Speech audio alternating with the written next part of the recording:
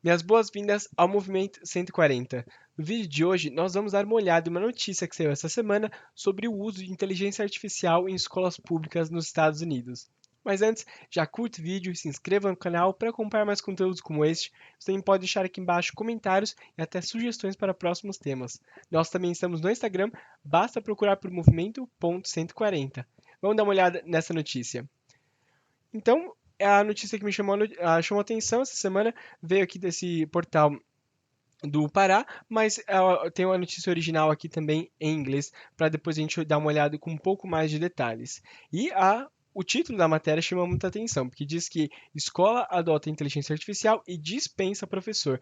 Nós já vamos ver que, na verdade, não dispensa o professor, não é bem essa a proposta, mas sim, tem muitas coisas para discutir, né? Coisas que se diriam polêmicas sobre o uso da inteligência artificial desse jeito nas escolas. Então, nos Estados Unidos, a cidade de Newark ela se ofereceu como voluntária para testar uma ferramenta de inteligência artificial baseada naqueles modelos de linguagem, tipo o ChatGPT que nós temos por aí. E só dar uma olhada aqui em algumas informações rápidas, eu vou para a notícia original, diz que os chatbots, né, essas ferramentas de inteligência artificial com base em linguagem, na sala de aula podem democratizar a ideia de tutoria, personalizando automaticamente as respostas fornecidas aos alunos e os ajudando a trabalhar no próprio ritmo. Então, o que tem acontecido aqui, eu vou passar já para a notícia original, por exemplo, aqui no New York Times, que explica com mais detalhes como está sendo, como está acontecendo esse teste, né, e até mesmo a posição dos professores. O que acontece é, essa ferramenta, a gente vai falar sobre de onde vem essa ferramenta, qual que é a ferramenta, mas essa ferramenta de inteligência artificial está sendo usada como tutoria ou como uma espécie de um tutor em sala de aula juntamente com o professor. E o que eu queria, eu sublinhei já algumas coisas aqui para discutir, porque eu acho que mais importante do que falar sobre o desempenho dessa inteligência artificial é pensar qual que é o papel do professor dentro da sala de aula e do ensino que nós queremos com essas ferramentas. Então, aqui não vai ser um discurso anti-tecnologia, a ideia não é blindar o ensino de todo tipo de inovação tecnológica, mas é pensar quais são as intenções ou o que se pensa do ensino quando se tenta aplicar esse tipo de solução. Vamos dar uma olhada aqui na matéria. Então, uma, essa professora na escola básica, né, do ensino fundamental dos Estados Unidos propôs, por exemplo, para dar um exemplo de como usaria essa ferramenta no dia a dia, ela propôs o seguinte desafio de matemática: qual é a fração das letras que são consoantes na palavra mathematician, que seria matemático, né? Ou seja, qual a fração das letras totais, qual é a fração de consoantes nessa palavra?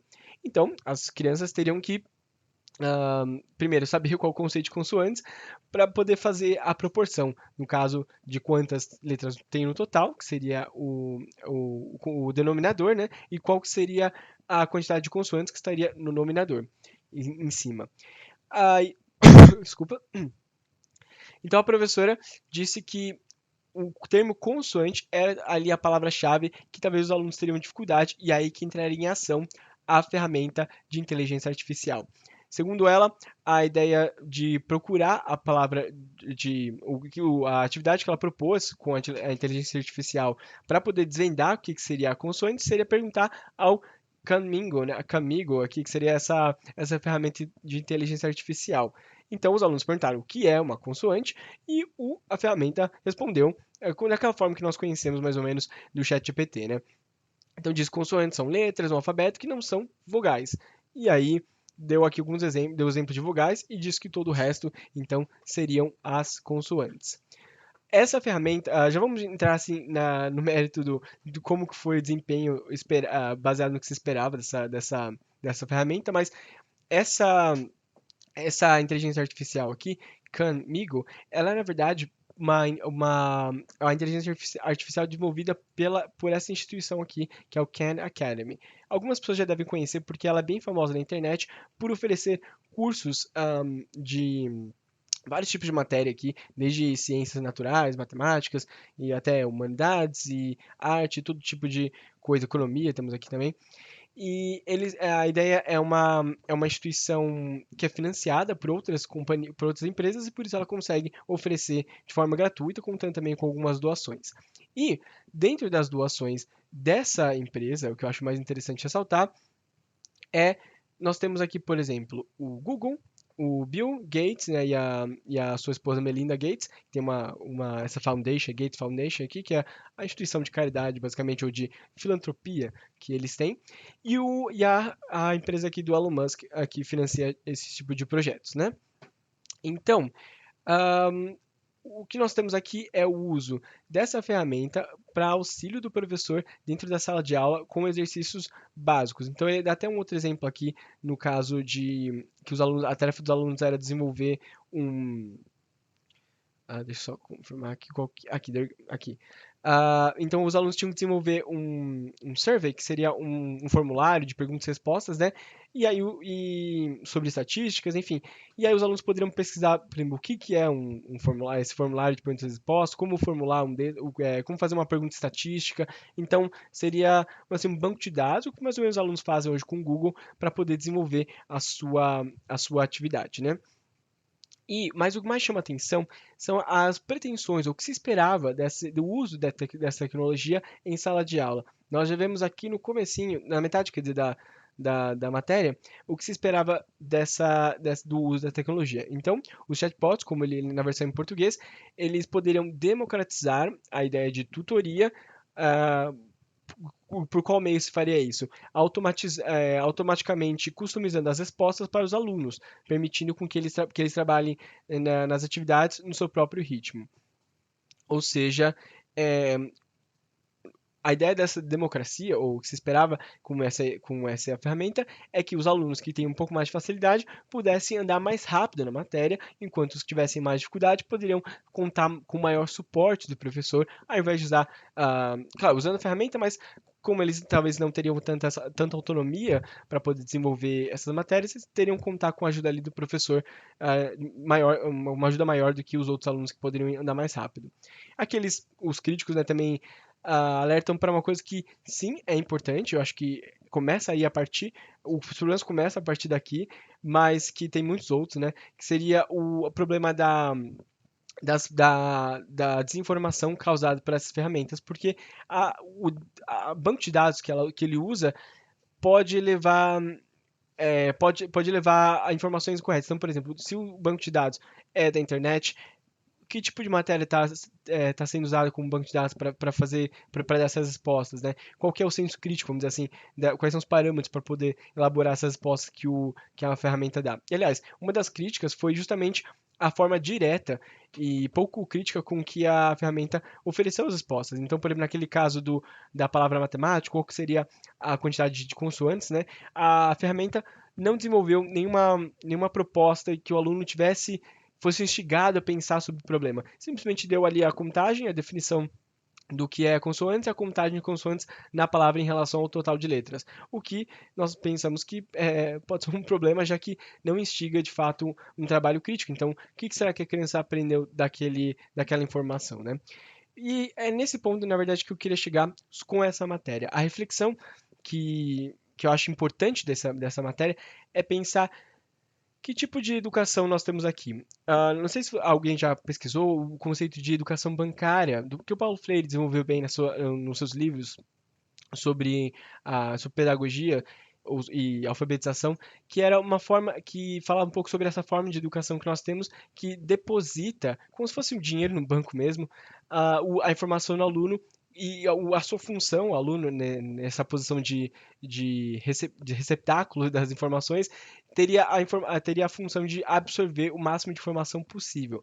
Só que tipo de educação isso fornece de fato aos alunos? Ou seja, se uma pessoa consegue andar mais rápido com a matéria usando essa ferramenta, usando alguns atalhos, vamos dizer assim, o que de fato ela está concretizando no seu ensino? ela está decorando e acumulando mais informação para poder despejar isso de uma forma previsível, esperada num teste, por exemplo, numa prova, ou será que ela está se desenvolvendo criticamente? E aí é que entra a questão. O uso da ferramenta artificial, ou de tecnologias no geral, no geral, na sala de aula, elas podem ser muito produtivas. Por exemplo, usar o Google Maps ou o Google Earth para poder dar uma olhada assim, de perto do que são os lugares fora do seu país, dar uma olhada em monumentos, uma olhada em ruas, estradas de outros lugares, isso pode realmente auxiliar e já tem auxiliado muito no ensino. Programas que produzem gráficos, imagem 3D, isso é ótimo para auxiliar o ensino. Agora, quando se propõe, quando se não se pensa no modelo de ensino e apenas tentar reciclar uma ideia de educação que já se tem hoje, sem pensar criticamente sobre como ela está formando os alunos, o resultado é isso: é uma corrida para atingir mais rapidamente aquele estado em que o aluno consiga armazenar o máximo de informações possíveis sem poder desenvolver sempre desenvolver o que se espera do ensino. E eu vou dar mais detalhes sobre isso, por exemplo, na questão da individualização do ensino. Então, a forma que nós já somos avaliados, desde pequenos até a faculdade, enfim, sempre é de uma forma que propõe uma competição entre os alunos em que a colaboração, a cooperação não é recompensada pelo próprio sistema. Então, se um aluno, por exemplo, se nós temos a sala de alunos, alguns têm mais dificuldade que outros, ou outros podem andar mais rápido no ritmo, ou conseguem entender melhor aquela matéria, ao invés em grupo, os alunos se auxiliarem para não só chegar a uma resposta, mas pensar sobre o processo mesmo de aprendizado e que outras formas de talvez de elaborar esse problema se poderia pensar.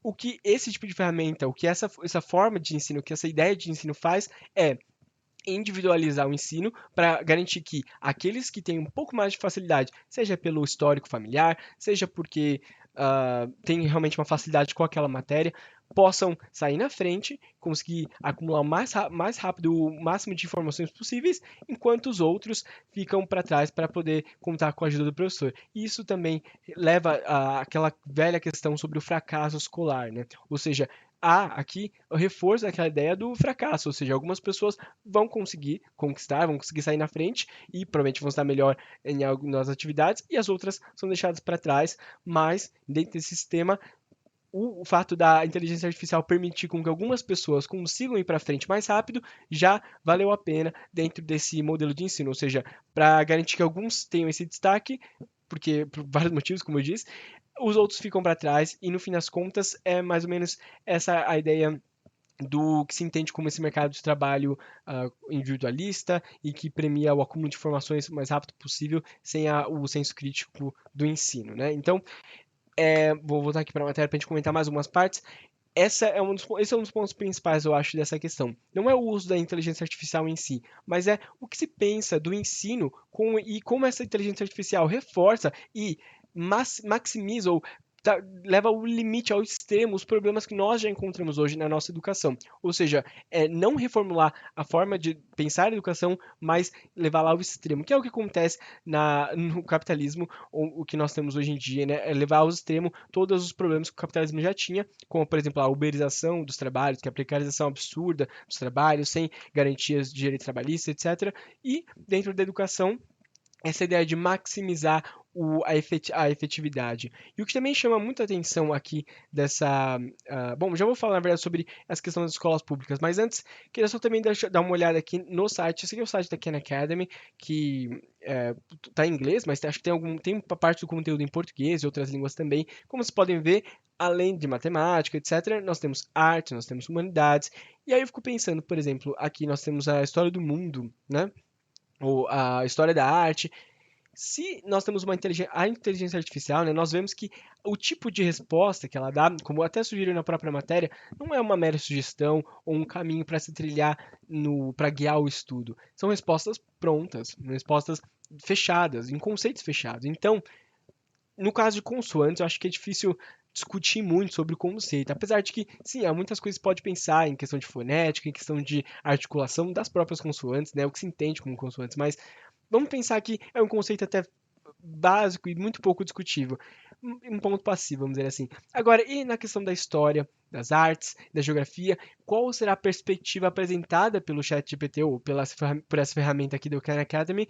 E mais do que isso, até que ponto essa visão é colocada no aluno de forma acrítica, ou seja, de forma fechada. Então, se eu perguntar para a ferramenta o que é filosofia, qual que será a definição que ela vai dar aqui? Uma definição provavelmente fechada, eurocêntrica e muito baseada numa visão imperialista do que é filosofia, do que é arte, do que é o pensar, baseado na história da filosofia ocidental, ao invés de, por exemplo, considerar outros tipos de cultura, outras formas de produzir a filosofia. Ou, por exemplo, a mesma história. Nós sabemos que a história, baseada nessa ideia eurocêntrica de produção historiográfica escrita e catalogada, e muito baseada na história de grandes figuras, centradas na Europa especificamente, como que então o aluno pode, de fato, entender o que é história, as formas de produzir história, com esse conceito fechado e sem muito debate sobre o que é então fazer história, né? Então esse tipo de coisa preocupa porque nós já temos esse problema hoje nas escolas. Nós já temos esse problema de uma educação bancária na escola que só deposita conteúdo e os alunos conseguem aguentar mais conteúdo, se dão melhor, se destacam nessa forma de avaliação que nós temos. Mas então será que ao invés de pensar como utilizar essa inteligência artificial no modelo que nós temos atualmente, não era mais interessante reformular ou repensar o que nós entendemos como educação e parar de encarar a educação como esse processo acumulativo? É claro, nós temos uma estrutura na social que não permite até um limite esse tipo de mudança social, né, no ensino. E além disso, eu também queria pensar com vocês sobre como que seria, se nós temos aqui essas grandes empresas que eu passei aqui, desses grandes milionários patrocinando esse tipo de desenvolvimento e de ferramenta, será que isso não impacta também na postura, ou vamos assim, no que se apresenta como conhecimento ou como posição crítica? Né? Eu acho que isso não seria interessante criticar o seu próprio fornecedor, pensando em quem vai pagar as contas no final. Falando em pagar as contas, eu queria terminar justamente com a parte mais importante ah, ou para mim que chamou muita atenção, mas tá um pouco mais nas entrelinhas. A escola que foi escolhida, que se voluntariou, na verdade, para poder fazer esse trabalho, é uma escola pública em que nós sabemos que escola pública, mesmo nos Estados Unidos, que a boa parte das escolas públicas não faz parte dessa escola a elite, né, do país. A elite do país, até nos Estados Unidos também, ela paga por um ensino muito diferente, um ensino muito mais, bom, elitizado em todos os aspectos, mas muito mais exclusivo, vamos dizer assim, para os seus filhos, né? E hoje em dia ele fala até aqui, na matéria que se fala aqui muito sobre os custos da inteligência artificial para implantar a inteligência artificial, porque só para você ter uma ideia, o uso dessa inteligência artificial, dessa ferramenta aqui, acresceria a $60 por estudante para a escola de custos. Mas isso é uma questão circunstancial do dia de hoje, que ainda tem, em que a tecnologia ainda está se desenvolvendo. Mas, dentro dessa ideia de uma educação bancária, de maximizar o lucro, e porque a escola é tratada como um lucro, como uma fonte de lucro, sem se preocupar com o tipo de formação que se faz. Os alunos da escola pública vão ser as vítimas desse tipo de ferramenta que, que procura. Que eles dizem personalizar, mas na verdade procura tirar toda essa função pedagógica, toda essa preparação que o professor tem para trabalhar em forma de aula, uma forma conjunta, vamos dizer assim, uma forma em que os alunos consigam cooperar entre si para poder pensar sobre o próprio ensino, sobre o que se está discutindo ali. Ou seja, a escola pública, dentro desse sucateamento, dessa maximização e otimização de gastos, vão ser os primeiros afetados. Assim como nós temos, por exemplo, o processo de uberização, a tecnologia, quando ficar mais acessível, vai conseguir penetrar nesses sistemas e evitar de pagar, por exemplo, o salário de professor. Então imagine que hoje em dia é mais caro contratar uma inteligência artificial porque a ela tem o custo acrescido do professor. Mas não se deve demorar muito tempo para cogitar a possibilidade de deixar uma sala de aula só com a inteligência artificial. Ou seja, os alunos que conseguem se desenvolver rapidamente podem usar essa ferramenta para poder acumular mais conhecimento rápido, dessa forma a crítica que nós estamos falando, e aqueles que não conseguem vão ter que se virar com a ferramenta que tem, porque pagar um professor que tem férias, que pode ficar doente, que tem todos os seus custos, já não vai ser tão interessante. E nós já vemos isso até em escolas de idiomas, que usam ferramentas, aquelas ferramentas de ensino autodidata, que é meio gamificado, ou seja, parece como se fosse um jogo, para que o aluno consiga se desenvolver com pouca interferência do professor, que elimina o custo, né? Elimina o custo de ter uma pessoa ali preparada, que se formou, que pensou criticamente sobre todo o processo que ela desenvolveria na sala de aula com aqueles alunos. Tudo isso se perde em prol de uma educação que deposita o máximo de informações possíveis para otimizar de forma, vamos dizer assim, nessa eficiência cruel que nós temos dentro do capitalismo, que é realmente assim, deixar a informação mais mastigada, mais bate-pronto possível, para que quem consiga acumular mais rápido consiga se desenvolver melhor nesse sistema, né? Então, para muito além dos erros, dos problemas que se tem ainda da tecnologia, o mais importante é pensar o que se espera alcançar com essa tecnologia. Será que ela reforça e leva ao extremo os problemas que nós temos no ensino, ou ela nos ajuda a pensar como nós podemos reelaborar o ensino que nós temos atualmente? E essa fica a questão. Muito obrigado por ter assistido esse vídeo até o final. Não se esqueçam de curtir o vídeo e se inscrever no canal para também acompanhar mais conteúdos como este. Nós estamos também no Instagram, basta procurar por movimento.140. Muito obrigado e até a próxima.